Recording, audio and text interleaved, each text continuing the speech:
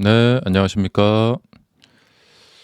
자, 미국 셧다운 카운트다운. 네. 자, 이 상황에도 불구하고 어제 나스닥이 지지 반등에 성공했습니다. 네. 어, 자, 전날하고 좀 다르죠. 예.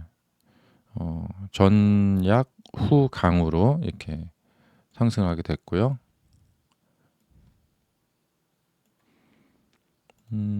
그리고 테슬라도 네. 초반에 이제 그 셧다운 우려 때문에 좀 이렇게 하락을 했다가 지지선이 이렇게 좀 무너지는 모습이죠. 예. 이렇게 보시면은 자, 프리마켓에서 이제 이렇게 한번 무너졌다가 고점 여기 있고 이제 고점이 이렇게 내려오면서 여기도 이렇게 무너지면서 차례차례 이렇게 아래로 이렇게 밀리는 모습이었습니다. 자, 그런데 이제 여기에서 이렇게 밀어 올려주는 이런 모습. 네. 음, 특별한 뉴스는 없었던 것 같고요. 그럼에도 불구하고 주가가 여기에서 그 지지 반등을 하게 되었다. 네. 뭐 좀 외람된 말씀이지만 그 주식 이 퀀트 투자라고 이 퀸트라고 하기도 하고 퀀트라고 하기도 하는데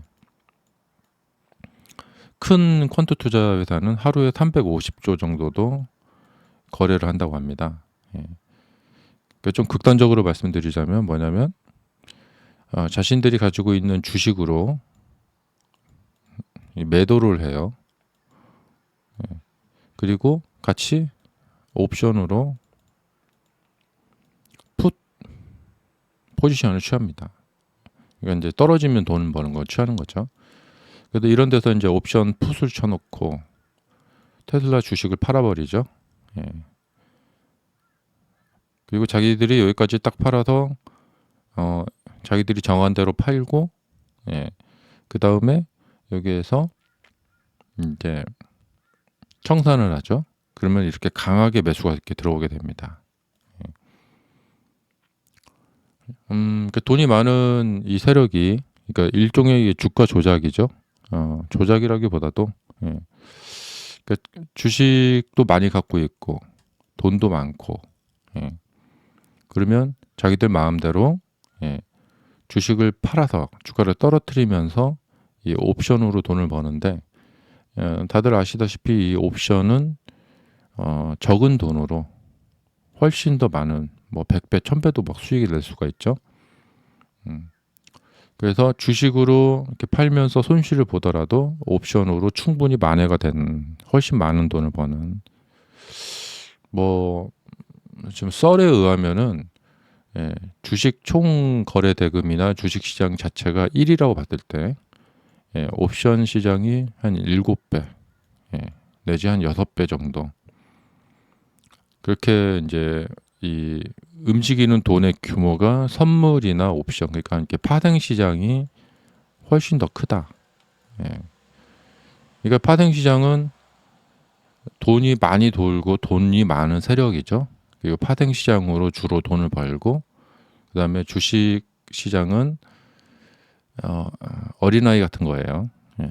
그러니까 이 파생 시장의 세력이 그러니까 요번에 이제 하방으로 돈을 좀 벌어야겠다. 그리고 풋 포지션을 취하고 주식을 대량 매도를 해버리면 주식시장이 하락을 하겠죠. 그래서 그렇게 해서 돈을 벌고 이제 여기서 이제 바닥을 잡아야겠다 하면은 그 주식을 이제 롱 포지션을 취해놓고 주식을 막 사는 거죠. 그러면 어떤 현상이 벌어지냐면 보통 한 이 정도 이렇게 많이 올랐으면 떨어질 때가 됐는데 하는데 안 내리고 그냥 계속 가요. 그런 경우가 있어요. 그러니까 요번에 우리가 이제 아주 그냥 생생하게 공부를 했죠. 그 일론 머스크 CEO가 여기서 한마디로 세력들이 하는 그 행위를 본인이 좀 이렇게 한 거죠. 여기서 인위적으로 주가를 끌어올려 버렸죠. 다 매수를 해버려서 이렇게 끌어올려 버렸죠. 예. 이런 식으로 주가를 뭐 이렇게 뭐 샀다 팔았다 하면서 한다던가 여러 가지 수법을 동원해서 주가를 인위적으로 올린다거나 주가를 인위적으로 끌어내린다거나 하면 주가 조작이라고 하죠. 네. 자, 어쨌든 이제 그런 게 있고 지금은 이제 다들 관심사가 뭐냐면 지금 이 나스닥 상황이 정말 역사상 최고의 지금 급등을 보이고 있어요. 예. 자, 44%, 34%, 18% 이렇게 올라가고 있죠. 이 봉 크기만 봐도 이 코로나 이후에 벌어지고 있는 이 상황이 엄청난 지금 상황이 벌어지고 있고 거래량 또한 엄청납니다. 그러면 이 2020년 이후에 지금 이렇게 움직이고 있는데 이 상승이 이게 버블이 끼어 있느냐? 예.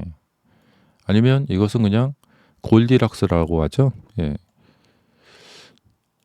미국의 그 대공황 1920년대 그 대공황을 벗어나면서 그 이후에 이제 골디락스 시즌을 맞게 되는데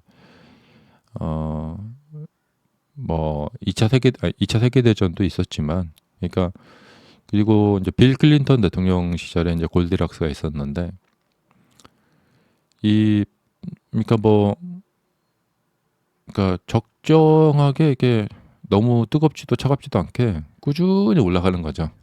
그러니까 지금 사실은 이제 2009년 2008년 이 금융위기를 극복하고 나서 주가의 상태를 보면은 2018년까지는 이렇게 쭉 꾸준하게 너무 과열되지도 않고 적당하게 이렇게 쫙 계속해서 올라오죠. 자, 근데 이제 흔히 이제 그 GDP 대비 지수 이거를 이제 봐서 이제 이게 버블이냐 아니냐 이 논란이 있는데요. 그런 것보다도 이제 분명한 것은 이제 주가라는 것은 상승을 쭉 하다가 만약에 하락을 한다. 예. 그러면은 맨 마지막에 잡은 사람이 꼭지를 잡게 됩니다.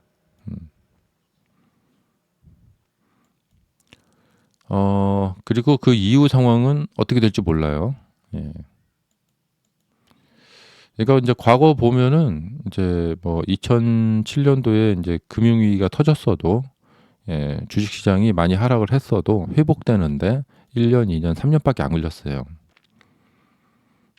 요번에 코로나 이후에 이제 주가가 상승하고 나서 금리 상승으로 하락을 해도 이게 단 1년 만에 회복이 됐죠.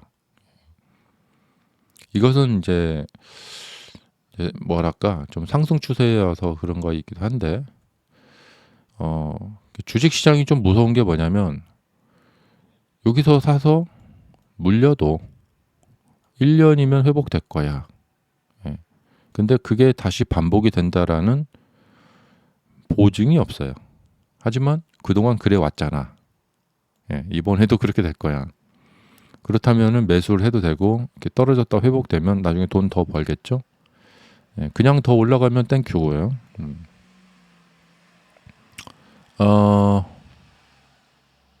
그래도 뭐 지금 상황은 그런 겁니다. 예. 이제라도 샀는데 그 뭐 아래에서 사신 분들이야 고민하실 게 없고 문제는 이제 지금 이걸 추격 매수 할까 말까 아니면 이제 아래에서 사신 분들이 뭐 대폭락이 온다는데 그 전에 미리 수익 실현을 해야 될까?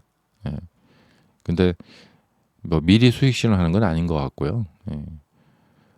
이렇게 추세가 좀 꺾이는 거 보고 그 다음에 수익 실현 하셔야 될 것 같고 왜냐하면 이제 수익이 충분한 경우에는 그렇게 하셔야 될 것 같고 꺾이는 듯 하다가 그냥 올라가는 경우가 있기 때문에요. 그래서 지금은 이제 이 논란이 이제 계속 있습니다. 예. 그래서 이제 그렇고요. 예.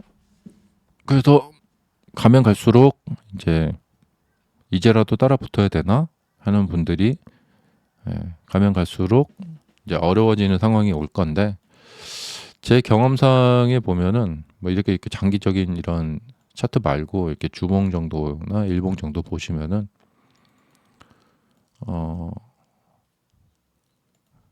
늦었다. 그러니까 이때도 따라붙기 늦었다. 따라붙기 늦었다. 따라붙기 늦었다 이런 생각이 드는데, 그래도 자신이 어떤 정한 그런 게 있다면은 기다려야 돼요. 그러면 기회가 옵니다. 이렇게. 이때도 이렇게 여기서 좀 더 이렇게 했다 올라갈지 뭐 이렇게 갔다 올라갈지 몰라요. 하지만 이렇게 기회가 꼭 옵니다. 그 타이밍을 놓쳤다 생각했을 때는 다음 타이밍을 기다리는 게 낫다. 근데 추격을 했다. 그 이후에 돈을 많이 벌었다. 잘한 것이냐? 돈만 벌면 된다. 그건 아니고, 매우 복잡한 문제가 많이 걸려 있죠, 주식엔.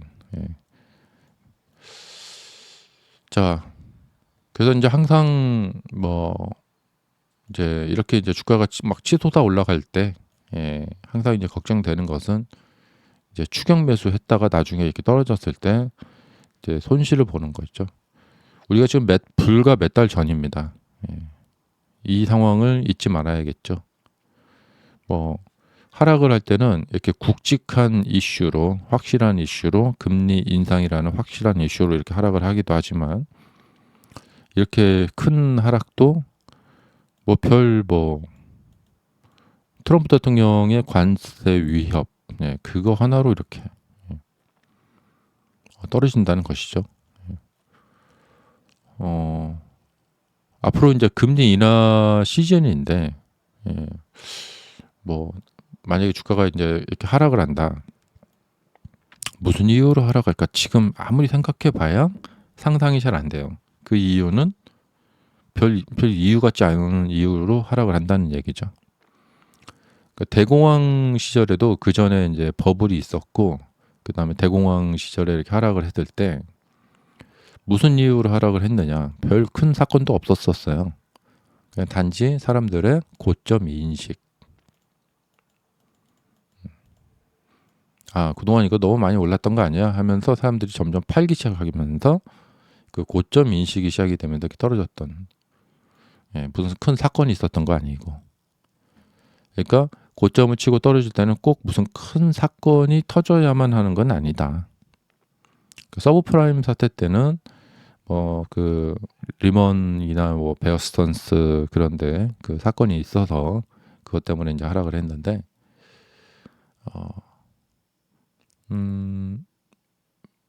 꼭 그렇게 큰 어떤 대폭락 전에 그런 하락이 있는 게, 그 사건이 있는 게 아니다.